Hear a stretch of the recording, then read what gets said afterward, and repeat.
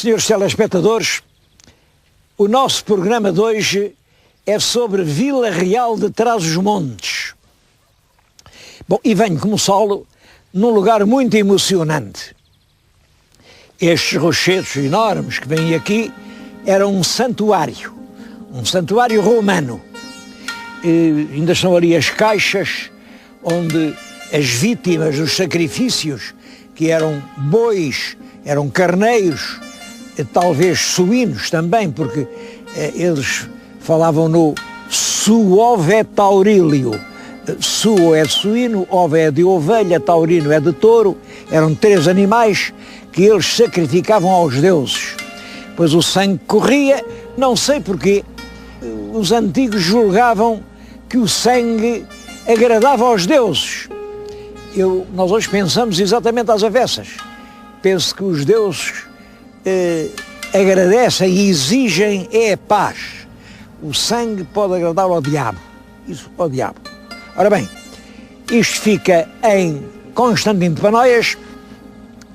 Panoias, hoje é aqui um lugar pequenino, isto aqui é Panoias, mas na Idade Média era um território muito grande, e aqui desde a Serra do Marão até ao Tuba, no fundo, era todo o sul deste distrito de Vila Real, mas que quando chega ali ao século XI, isto está despovoado, ou pelo menos as populações não estão agarradas e organizadas nos solos.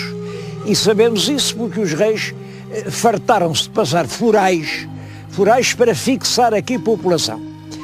Há um foral até que eu acho muito curioso, não sei entendê-lo, um foral do rei Dom Afonso III, que já não é o primeiro, do ano 1272, em que deu a quem quisesse morar aqui em Constantino de Panoias, deu-lhe todas as rendas e todos os direitos da terra de Panoias, portanto, de tudo isto aqui à volta.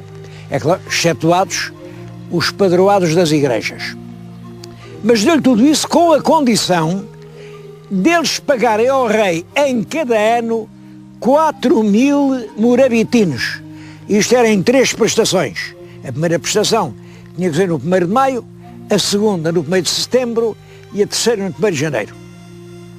Dizemos aqui, isto me impressiona, porque 4.000 morabitinos eram 4.000 moedas de ouro, era uma quantia enorme para lavradores que viviam pobremente. Isto aqui não eram terras ricas, terras de centeio. Como é que eles iam arranjar 4.000 morabitinos para pagar ao rei? Também o foral pouco tempo durou. Isto é de 1272, é já o fim do reinado de Afonso III, e eu nem sei se o foral foi passado pelo próprio Afonso III, tenho as minhas dúvidas, porque não há nenhum outro em que o rei exija tanto. Os forais não são para receber, os forais são para dar.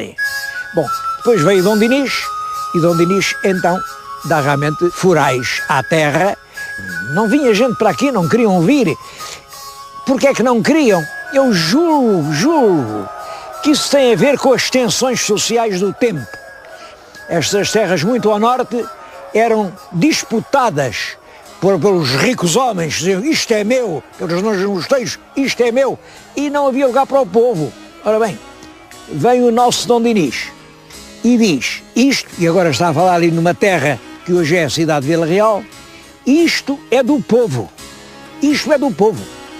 O próprio alcaide o alcaide era quem lá representava o rei, não tem o direito de intervir nas decisões que o Conselho tomar. Eu até desconfio que é nessa carta do Dom Dinis que se origina o ditado para cá do Marão, manda os cá estão.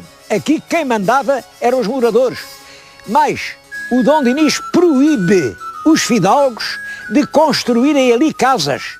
Tudo isto se mete nesta perspectiva que eu tenho tentado descrever, de uma fortíssima tensão social nos primeiros séculos entre as classes dominantes, os descendentes dos visigodos, que dizem a terra é minha, e os vizinhos, os moradores, os descendentes dos antigos servos hispano-romanos, coitados, que fizeram as suas aldeias, os seus grêmios de vizinhos, e que dizem, mas é desta terra que a gente come. Isto cria um forte conflito de interesses, que Dom Dinis resolve assim: Pois aqui quem manda é o conselho, são os vizinhos.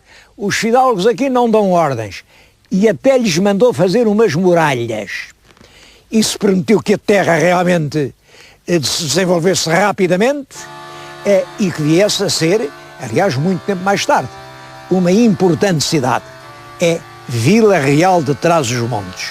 Vamos agora até lá.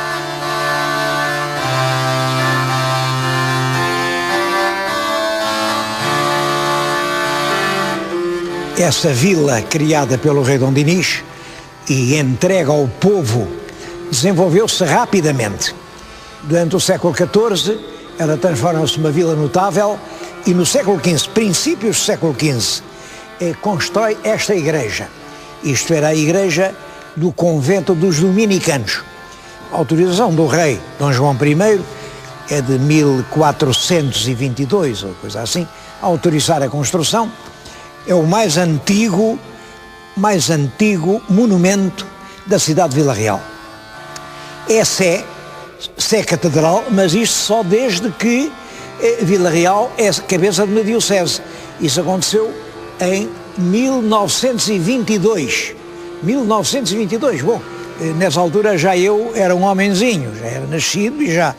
Bom, aliás, aproveito este momento, estou aqui na intimidade desta igreja para fazer duas confidências. Uma é esta que eu intimamente acho-lhe graça.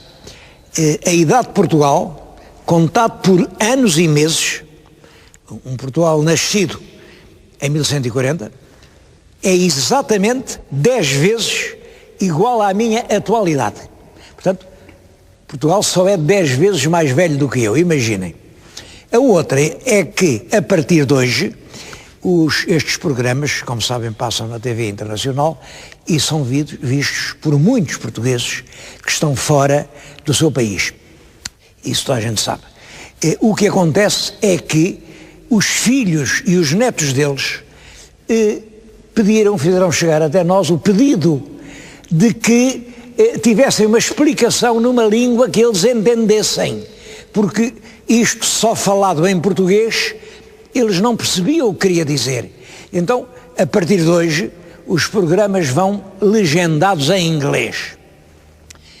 Eu digo isto com alguma amargura no coração. Então, os netos dos meus irmãos que daqui saíram quando eu era pequeno já não sabem falar português.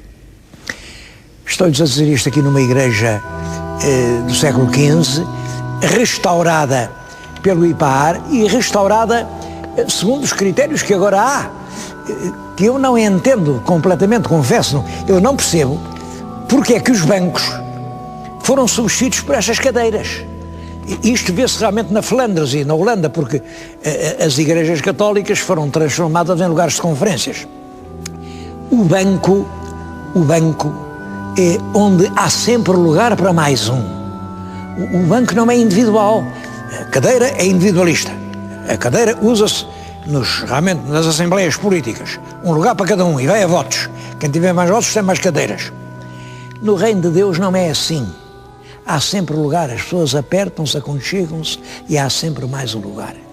Não sei que diabo de ideia foi esta do IPAR de queimar os bancos que aqui havia e fazer este cadeiral. Até porque isto hoje é uma catedral. A catedral chama-se catedral por ter cátedras. A cátedra era o banco com 4 pés. A cátedra era para os senhores cônegos. Só os senhores cônegos é que tinham cátedras e é por isso que isto era catedral. Agora, com estas cadeiras todas, isto não é uma catedral, é uma cadeiral. A cadeiral de Vila Real. Também não percebi muito bem os vitrais.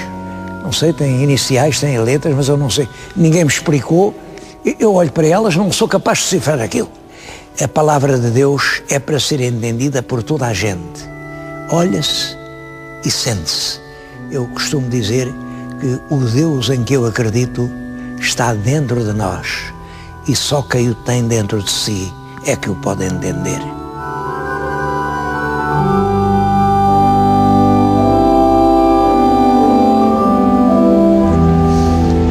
A casa que estão agora a ver atrás de mim é o solar dos antigos condes e depois marqueses de Vila Real. Bom, é que o rei Dom João I, mais ou menos pela mesma altura em que deu a autorização para fazer a igreja que acabámos de ver, nomeou conde de Vila Real um dos seus fidalgos mais importantes, Dom Pedro de Menezes. A história de Dom Pedro de Menezes é uma história curiosa. Este Dom Pedro de Menezes, imaginem, era sobrinho da rainha Leonor Teles.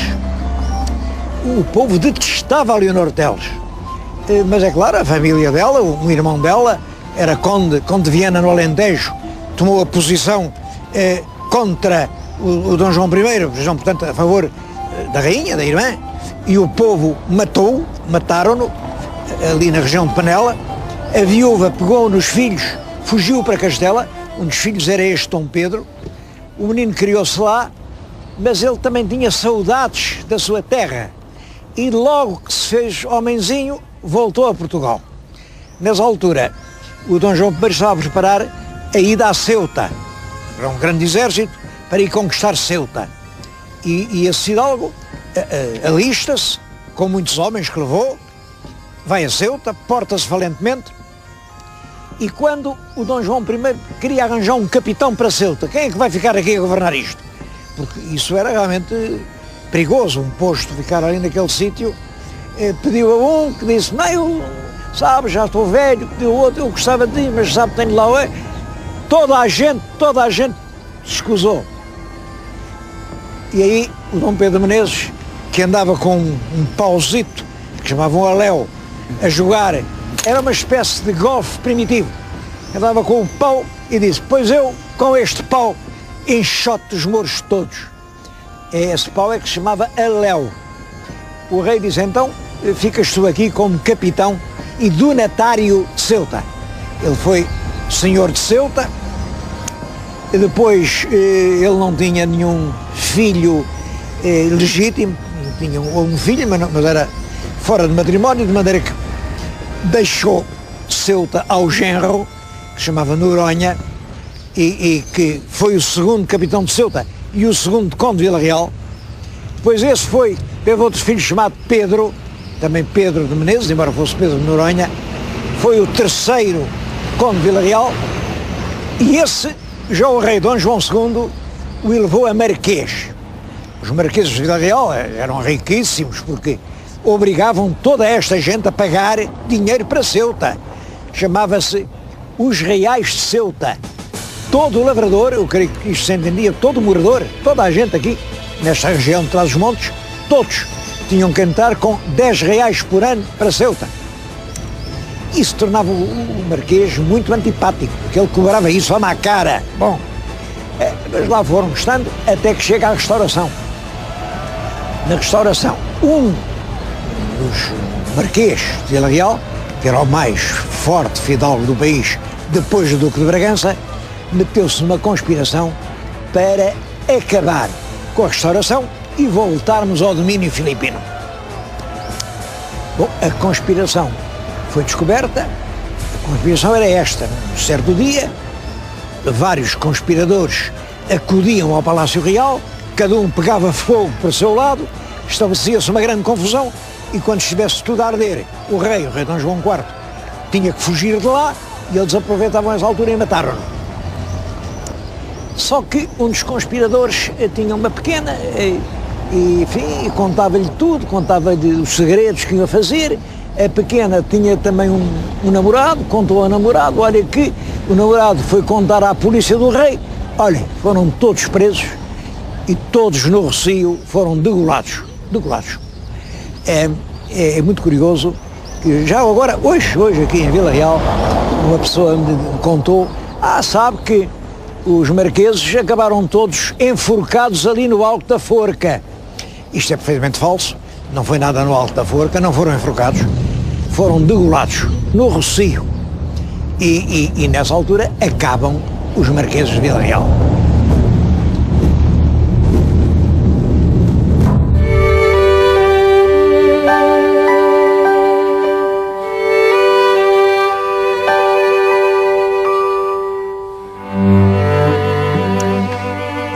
essa morte realmente ignominiosa do último Marquês de Vila Real, esta região ia entrar numa penumbra, porque todas as terras, tudo quanto ele tinha, foi confiscado e passou a constituir o infantado.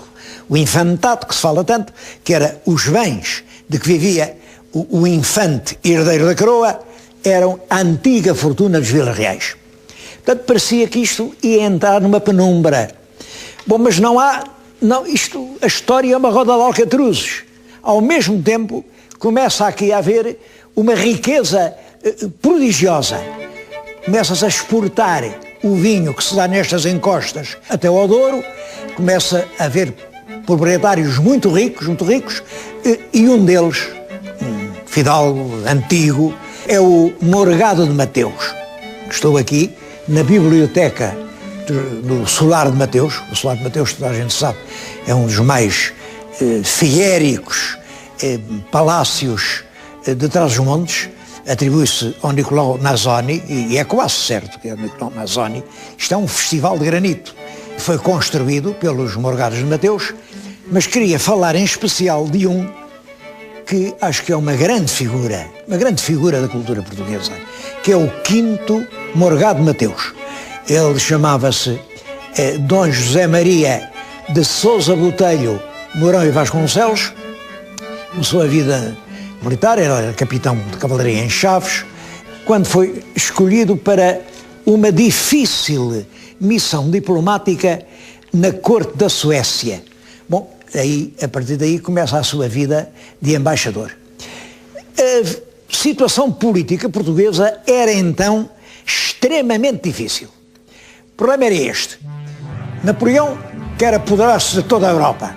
Bom, mas é claro, para isso tem um grande inimigo, é a Inglaterra. A Inglaterra também quer ser dona da Europa.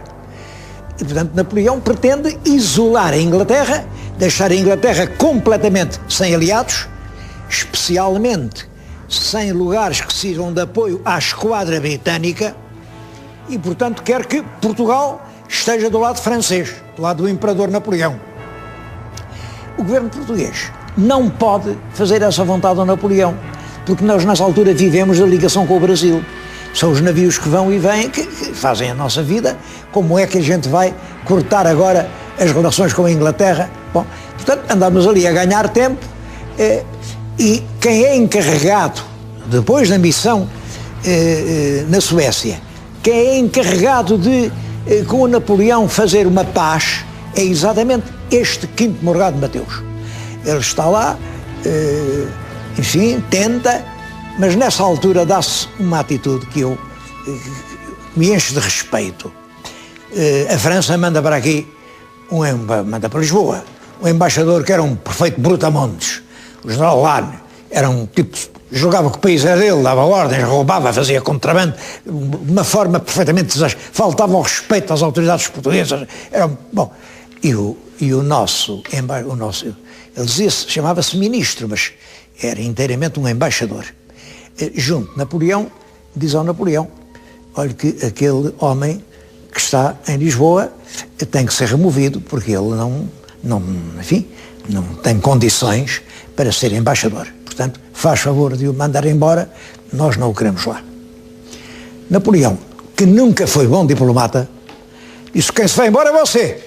E obrigou a sair de Paris, e ele sai de Paris, é nomeado então para São Petersburgo, mas ele ficou em Berlim a trabalhar, juntar tudo quanto era relativo à história portuguesa, a juntar obras-primas, até que volta a Paris depois da queda de Napoleão, em 1814, mas está ali uma carta em que ele é obrigado, por razões políticas, a sair novamente de Paris. Está ali uma carta de Talleyrand a mandá-lo sair de Paris. Depois volta e dedica os últimos anos da sua vida a fazer uma edição dos Lusíadas, que é uma coisa simplesmente preciosa.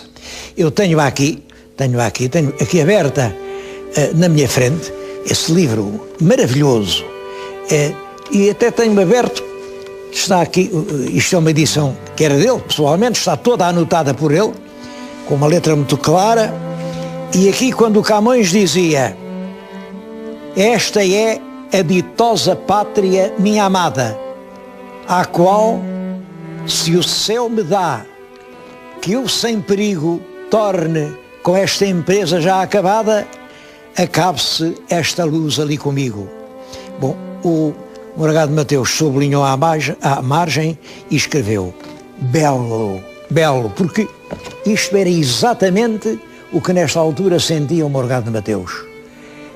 Portugal era a ditosa pátria sua amada, mas ele tinha uma empresa a cumprir.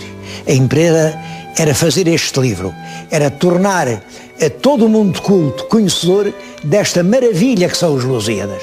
Bom, e se Deus lhe permitisse que ele pudesse acabar a sua empresa e voltar à sua pátria, então acabe-se esta luz ali comigo.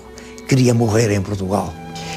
O livro é aqui, tudo quando se refere à edição dos Lusíadas está aqui carinhosamente guardado.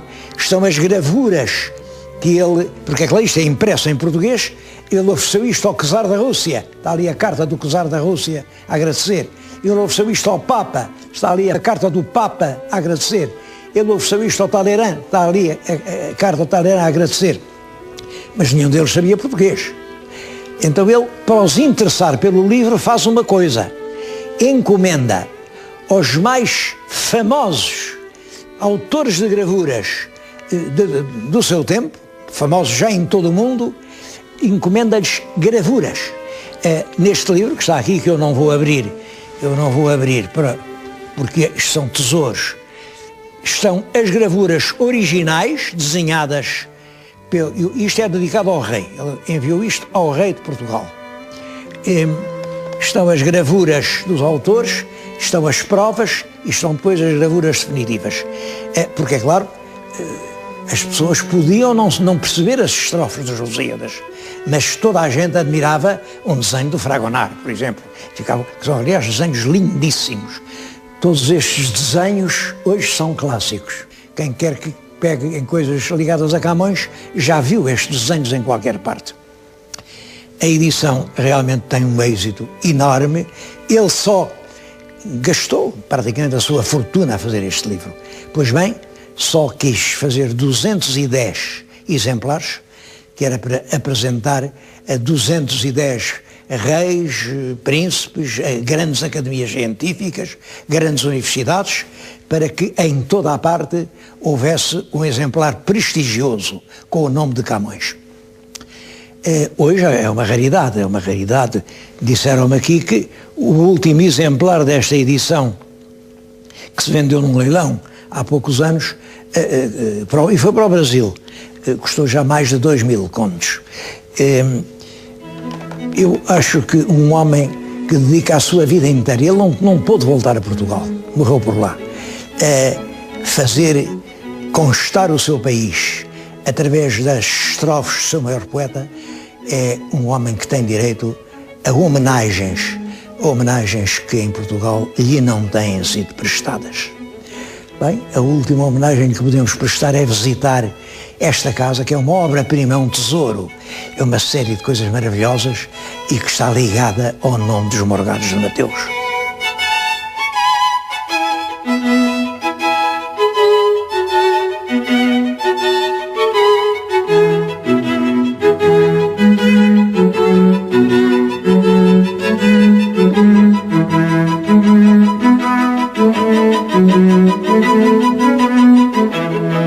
Os Morgados de Mateus receberam em 1823 do rei D. João VI o título de Condes de Vila Real. É, portanto, uma segunda família de Condes de Vila Real. Essa família continua, o atual proprietário do Solar de Mateus ainda é Conde de Vila Real e está a prestar ao país o serviço de ter ali um museu magnífico e um museu aberto a toda a gente. É um dos museus mais notáveis que existe no norte de Portugal. Ora, no século XVIII, é claro, o século XIX é aqui para Vila Real um século dramático, é o século, primeira metade da grandeza dos palácios, da riqueza do vinho que se exporta para toda a parte. Depois, no fim do século, aparece a filoxera e o mildium que matam as vinhas, é o século das ruínas, dos mortórios, das misérias. E há uma figura aqui que representa bem esse século de contradições e tragédia, que é o Camilo Castelo Branco, que passou aqui perto. Ele viveu aqui em Vila Real, foi aqui funcionário, foi aqui que levou uma sova muito grande que o Correio Silva mandou dar. Não queria deixar de fazer uma referência à figura que estão a ver aqui ao fundo, que é uma estátua de bronze, que representa um oficial de marinha, que está ali à frente a dirigir o seu navio. É o comandante Carvalho Araújo. Este é um dos verdadeiros heróis portugueses. Este homem, em 1918, na Primeira Guerra Mundial, foi encarregado de guardar, de escoltar um paquete que ia para os Açores carregado de gente. Bom, o paquete encontra um submarino alemão, submarino com poderosa artilharia, para afundar o paquete.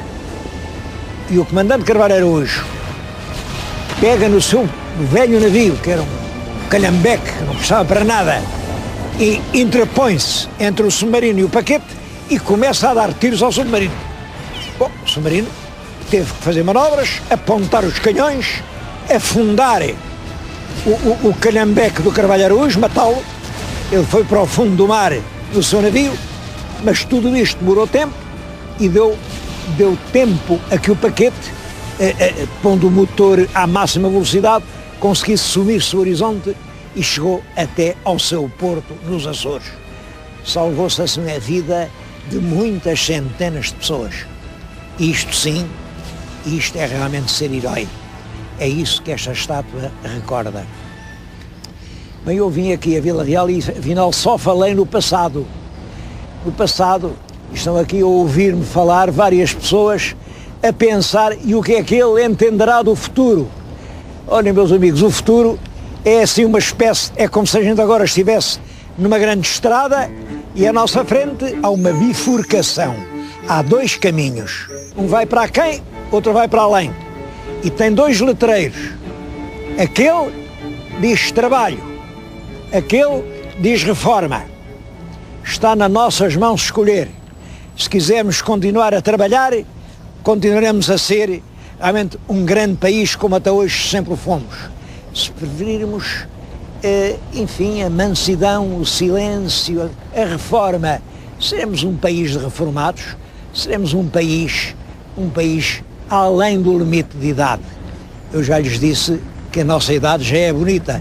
Eu tenho 1/10 da idade de Portugal.